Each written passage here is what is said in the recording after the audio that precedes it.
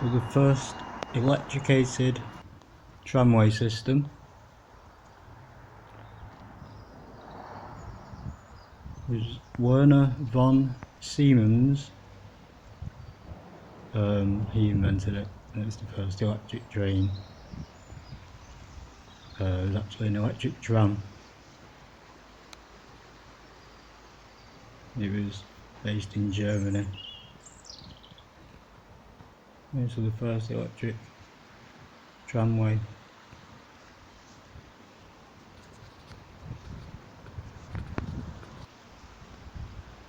The year 1881, around that time, it saw like two big changes in the advance, in the application of electricity.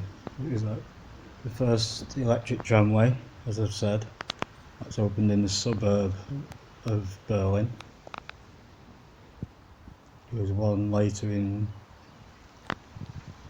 Godalming in the UK. That's the first one to have streets lit by electricity. So 1881.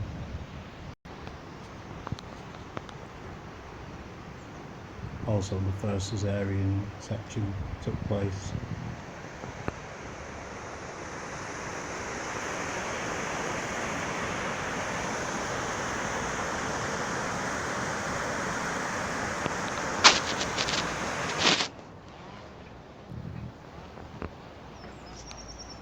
A vaccine was found for anthrax, very, very potent bacteria.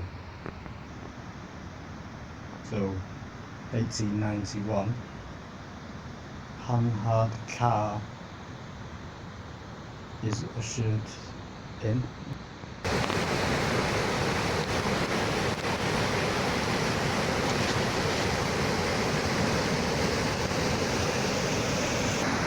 So there's actually signs of aeroplanes and people talking about aeroplanes.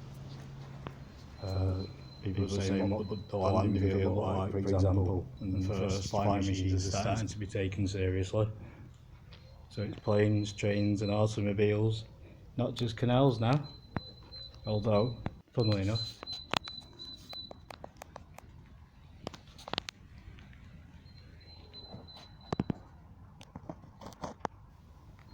so we're going to start talking science, but I have to explain canals. I'm only briefly mentioning aeroplanes because they're not here, trains, and also automobiles, cars, and modern tarmacked roads, right up to, so those three forms of transport, as well as walking and travelling on horse, are probably the five main ways that we do travel. Aeroplanes, they're quite exclusive, you don't use them every day. Not everybody uses flight as a mode of transport every day, very few. There are very few people. Well, thankfully, because I don't think that would be very good for the environment as it stands. So, in the prequel, I have now decided this is the introduction to the canal, the Bury Canal. It's Manchester, Bolton and Bury Company on the canal. There's the Goy Canal feeder, that's a section to do with Burrs, which is the feeder for this canal and the reservoir. But this is the prequel to everything, and it starts at the start of the canal, so this is the start. The wharf is nearby, that doesn't exist, it's on the side of the viaduct. We'll learn as we go, and we've got to start explaining motion. So as it rolls down a ball, that is, we discuss balls moving, trains moving and boats as we move along. So at the top of a hill, a ball, any ball, football, has gravitational potential energy. So it doesn't move, but it can, it wants to. So the energy is stored. Same with water in a reservoir. Once that water or ball starts to move, it becomes kinetic energy. So the law of conservation of energy that states the total amount of energy in the universe is constant. So energy cannot be created and it can't be destroyed, it can't be used up. It can only change form. I'm not on about fuel, I'm on about the actual energy. So any work occurs, any processes, any energy put in, that energy is converted from one form to another, or transferred from one object to another. For example, potential energy of a static object or water can be converted into kinetic energy, very simply by just letting it go. The first ever powered flight is, 1847. So 1847 is the first powered flight. Not sure how that worked, and we're not going to do flight today. I can talk about flight as we travel down, I suppose, closer to the airport. That'll make sense, because we're going to go towards the Manchester Ship Canal. This is the start of the Manchester Ship Canal, also it's attached to the Manchester Ship Canal, as most things are, to be fair.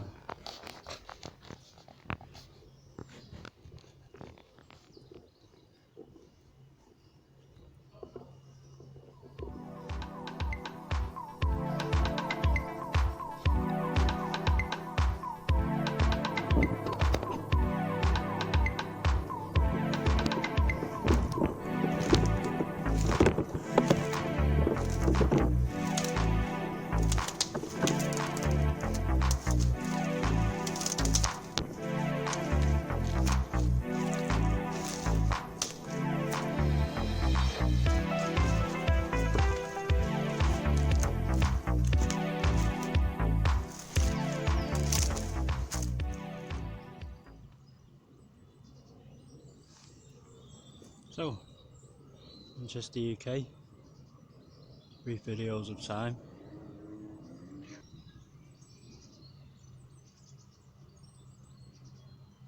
So there's enough gap here for the other railway.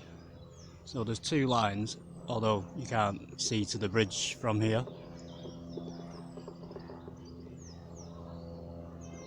What you'll see is me. Hello Manchester, UK, brief videos of time. So a bit of an introduction today. We're at the Daisyfield Railway again. I'm just watching where I step, obviously. We just get a view over there, the bridge in the distance.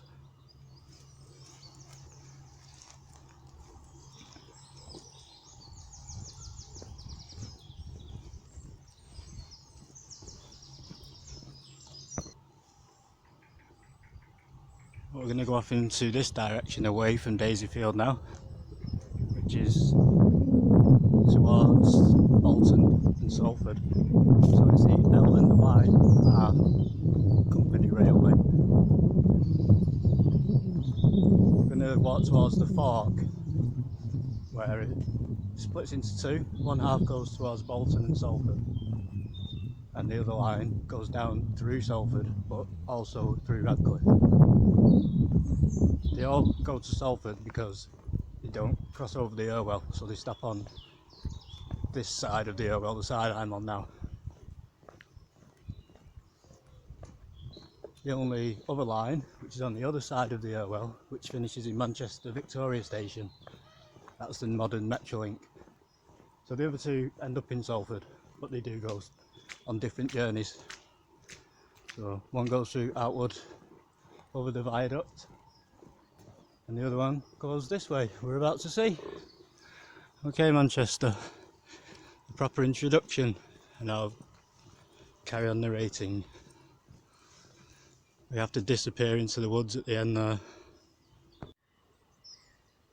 It carries on along as we would imagine it should, and then I go looking around. I keep showing the street lights. The reason for that is at the same time the electric trams and the electric train systems go in, electric lighting, So up until that time, most things are coal fired, gas powered, water powered. But electricity, the infrastructure of electricity, gets fitted everywhere.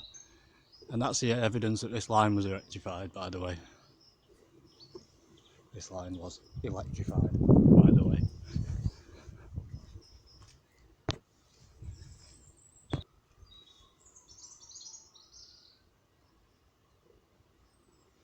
So as I said, we're going through into the woods now.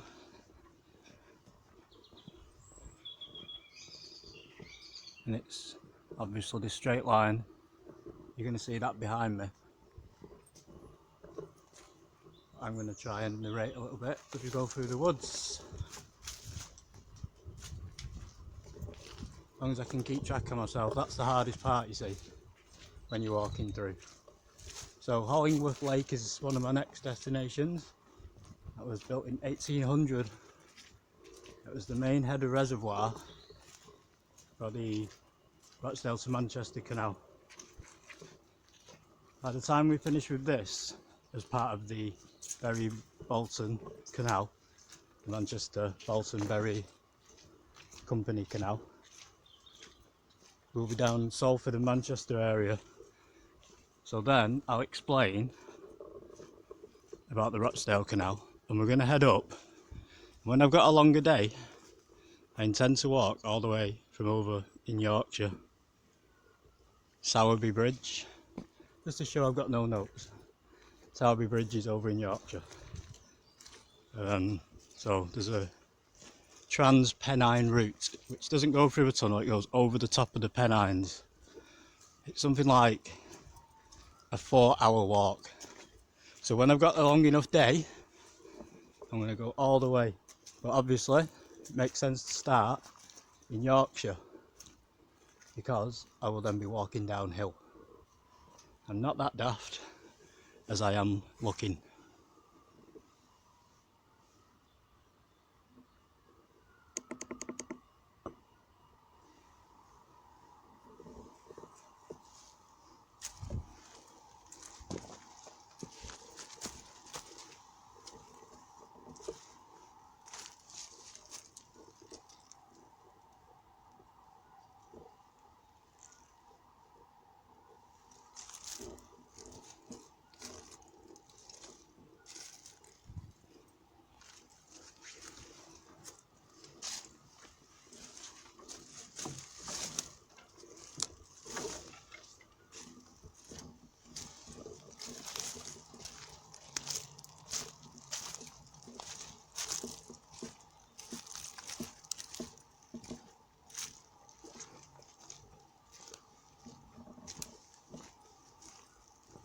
And we've reached our first dead end. I'm going to jump up there and show us the bridge, that's what we'll end on. Just going to explain where we started at Brandlesholme Halt today. Part of the Holcombe Brook to Bury line. We saw the steam train go over, that's the Ramsbottom to Bury line. So all the LYR originally. We walked down over Bury Bolton Street Station Viaduct, which is Wood Hill Viaduct these days. And as we went over Wood Hill Viaduct, we saw the site of Peel Mills, the electric substation. And then, we've just climbed up the banking, by the way. Then we saw a bridge on the Bury area, which is no longer in existence as the steam train went over. It then looped round into Bury Bolton Street Station. This line, which I'm following now, is the Colne to Liverpool line. Goes through Bury Bolton Street Station also. Loops round on the other side of the Bolton Lake, which is Elton Reservoir nowadays.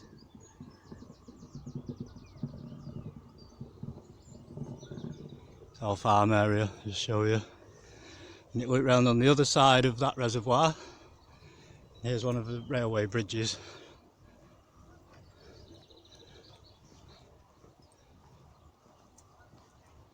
which went over the train line obviously.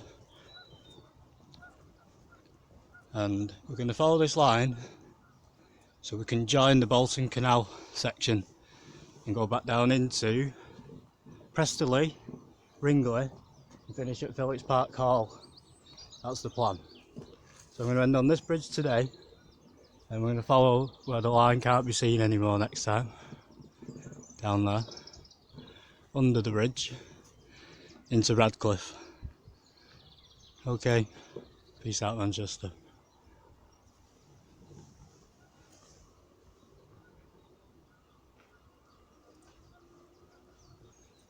Of course we were down there.